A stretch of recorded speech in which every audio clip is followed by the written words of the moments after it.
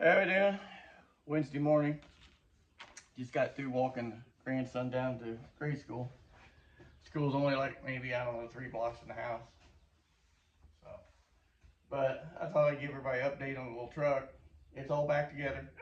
Uh, I can't say it was fun tearing it down and putting it back together. It wasn't hard to do. You know, people think those big blocks shoved in an S10, everything's a super tight fit. Honestly, it's easy to work on. It's easier to put plugs in this, even if it had the inner fenders in it, than it would be with a 4.3 in here and all the factory crap piled on it. But we sent the heads up, had them surfaced. You know, aluminum heads, they've been torqued, they're gonna have to be surfaced. That's kind of just a given. And then cleaned the deck up. I really wasn't worried about warpage on the deck. It's a new block. It's only got about 300 miles on it. So I wasn't real worried about that. But took red Scotch-Brite, carb cleaner, sprayed it on the Scotch-Brite and just scrubbed it all down by hand. Did that a couple times, and I switched to acetone, then acetone on a rag and wiped it all down.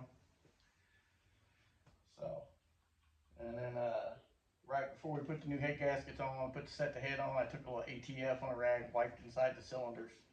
You know, the ones the piston was down far enough to do it.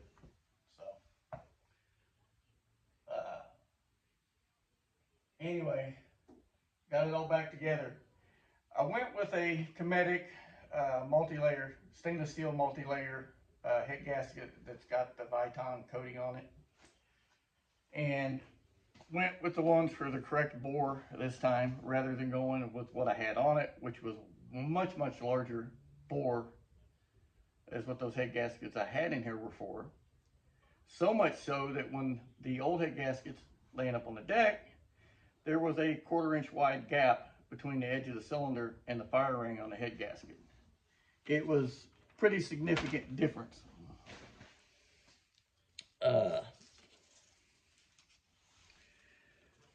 So this is a 509-inch engine.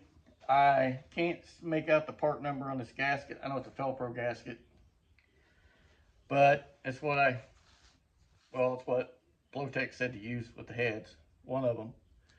Anyway, see how big this is, this bore.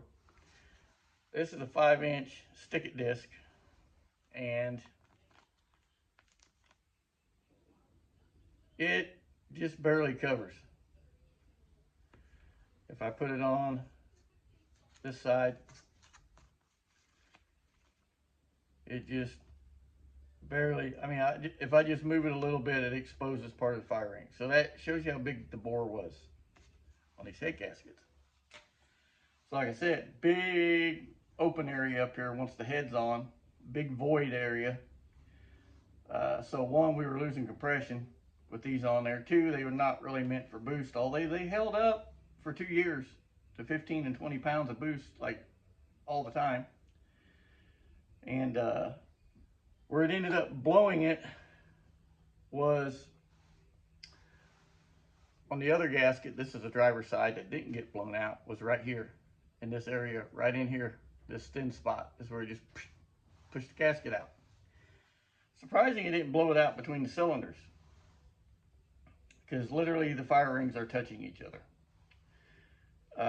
Maybe it was because there's 2 fire rings there. Maybe that's why I didn't do it. But anyway, yeah, it picked the thinnest point in the gasket to push it out right into the lifter valley, which let coolant go right into the lifter valley. Thank God I shut it off when it happened.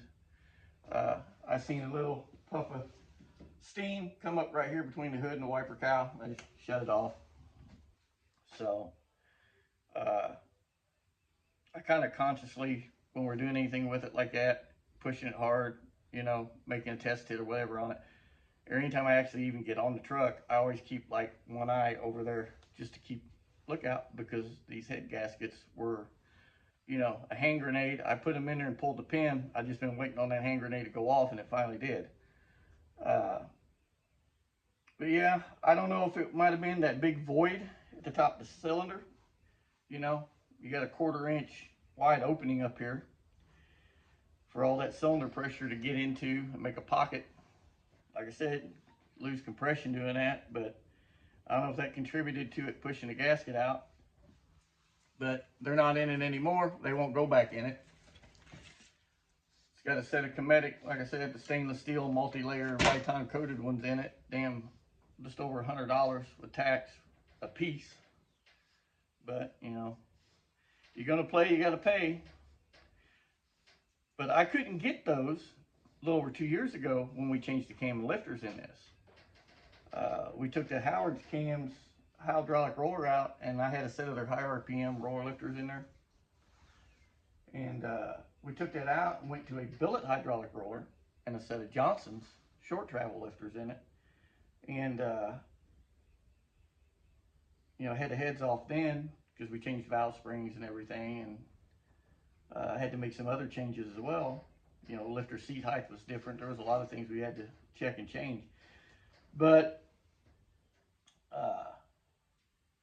you know, it's on me. I put these damn gaskets in there, and I should have known better.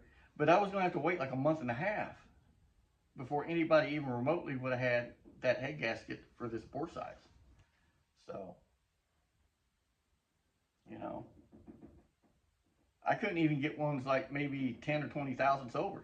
It's just, I don't know what it was, you know, at the time. So it was during the winter, so maybe it's because everybody was fixing their stuff. I don't have a clue. But anyway, it's all fixed now. The truck's back running. We don't have any leaks anywhere. Like I said, I was a little concerned about deck being completely clean and being the right RA and all this stuff for these to seal. They want, I think it's an RA of 50 or finer. The heads were done. I talked to the machine shop owner, who's the one that actually put this engine together. And him and his right-hand guy up there is the ones that put it together. And he said, I don't have any concern. They should do fine, you know. So, and they did. But, there's always a but. But after we run it, brought it up to temperature, let it sit and run for about 15 minutes at temperature, shut it off, immediately dumped the oil out of it while it was hot, so everything's still stirred up and congealed together to get all the rest of the moisture or coolant or whatever out of it. I also back flushed it through the oil pressure port on the block with about 8 quarts of oil under pressure and pushed it through there, through all the oil passages, so it would go through the rods, the main bearings, and everything else. It did manage to push a bunch of nasty shit up out of the lifters, which we soaked up with rags in the lifter valley to get it out of there. And then I poured clean oil right into the lifter valley so it would run down around anything else and push it out the oil pan best we could. It's got fresh oil in it now a second time, and I'll probably run it around here this afternoon for a little bit and then dump it again and change it again. But anyway, we shut it off. There was no leaks while it was running. I come over here and I notice right at the front of the driver's head, right where the head meets the block, there's about 1.5 inches, 2 inch long little thing right there. It's got a little green coolant. I'm like, well, here we go. It's leaking up there. There's a divot in the block. Something's not happy. Did I mistorque a head bolt or head stud, whatever? You know, it didn't clamp it down as good there. These head studs are blind, so there's no coolant that comes through them. The holes are. So I wipe it off. I don't see it run back out after it cooled down. Sprayed some car cleaner off, wiped it with a rag. And now, 2 days later, there's still no leak there. There's no coolant leaked out or anything. It's been down in the low 30s one night, upper 20s the other night. So everything would have shrunk up, you know. But these head gaskets are supposedly designed to help with the fact aluminum head on an iron deck, with the different contrast between expansion rates of the cast iron block and the aluminum head. The head's going to expand and move with heat much more and much quicker than the block. That's what these are kind of designed for, to keep tension in there. So I pulled every plug out of it, took a borescope, looked up in the cylinder, see if we had any weepage there. Nothing, everything's good. So coolant's right where it's at. There's no coolant in the dipstick. It's right on the full mark where it should be. You know, the oil level, there's nothing added to it to raise it up. So just to be safe, I always do this on anything that I build that's got any kind of compression to it or anything at all. stock block that's got head studs or head bolts. And I use number 2 Permatex on everything to seal threads. I don't use the Teflon shit, any Teflon stuff. I don't use silicone. I don't use any of that stuff that, one thing, coolant is going to screw it up. And I've even seen guys where they'll smear Teflon paste on the stud and then smear that high pressure lube from ARP over the top of the Teflon stuff. To me, that's kind of defeating the purpose. You're just contaminating the sealant and it's not going to do anything. I always use number 2 Permatex, period. I've had it for years. My dad did, my granddad did. I've never had anything leak with it. Unless you kind of got a boogered up hole, or you went in there with a tap and chased the threads out with a tap and just opened the threads up even more and now they're loose. You don't want to use a tap to chase threads. I use wire brushes and a drill and stainless brush and just go in and out to clean threads out. And then I use cotton swabs, spray them a brake clean, push them in and out, spin them, it'll clean everything up, dries up, evaporates, you got a clean hole to work with.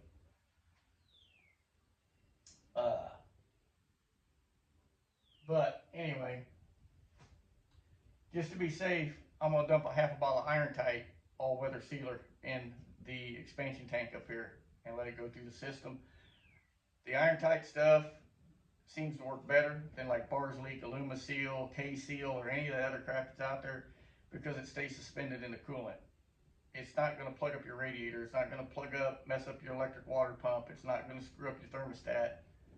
You know, or go in there like you drill holes in your thermostat for coolant to pass through like I do for a bypass. It's not gonna block those holes. They're 3/16 holes. I think I got 4 or 5 of them drilled in the thermostat. Flange for a bypass. I don't run a bypass hose with a remote pump. So it's not gonna go in there and try to stop those up thinking it's a leak. So,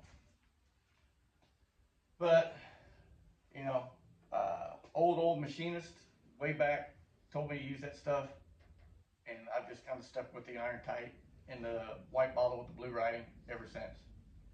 So, especially if you're using the stock block where your bolts or whatever go in, it's just cheap insurance, and it ain't gonna hurt nothing. Dump about a half a bottle in there. That's it. You're good to go. I had some in this prior when we drained it down. It was in there. It was still in there, mixed around. It wasn't like clogged up anywhere. So, but she's back running, back together. It sounds better. It's much snappier now. We don't have that big ass gap at the top of the cylinder throwing compression away. So, like I said, I'll probably get it out this afternoon here after bed. Youngest boy had traffic work this morning. Trying to see he had a ticket that he didn't have and this and that, and the kid wasn't even old enough to have a license back then. I don't know. I just think somebody made a clerical error or something. It happens. But he's got that this morning. So he already called the attorney and talked to him. He told him, don't worry about it. Just go up there and make your appearance and go home. He said, I'll take care of it. So anyhow,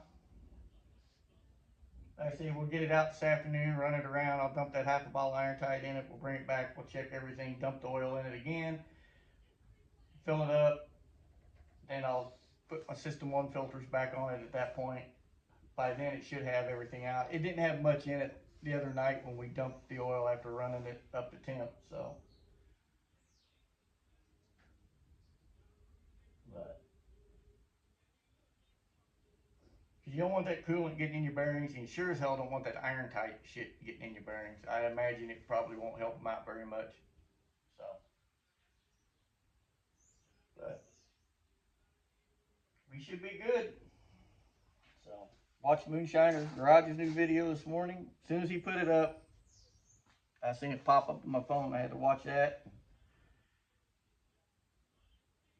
I'm glad he didn't have to fight them big springs getting them in the front of that truck. That stuff can suck. I've been there. Compressing a spring can be dangerous. So, and I've done every way of doing it, from using spring compressors, baling wire, big fat zip ties. I've compressed them using my loaded dump trailer out here. Run zip ties through them, stick them up in there.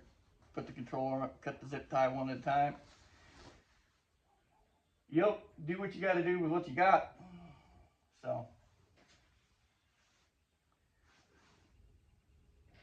especially if you don't want to buy a tool you're going to use maybe once or twice in a lifetime.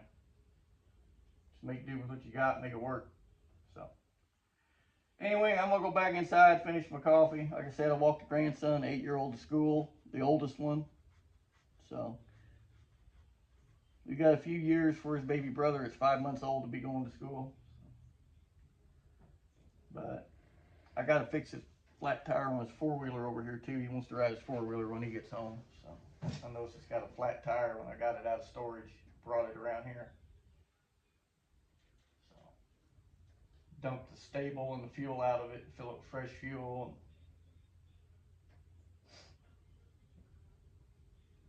Anyway, we're back running.